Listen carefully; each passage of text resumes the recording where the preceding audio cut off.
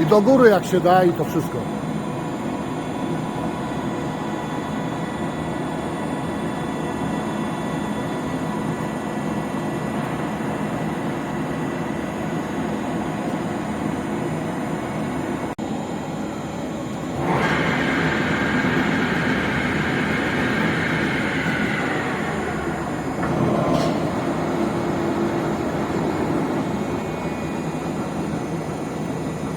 Okej.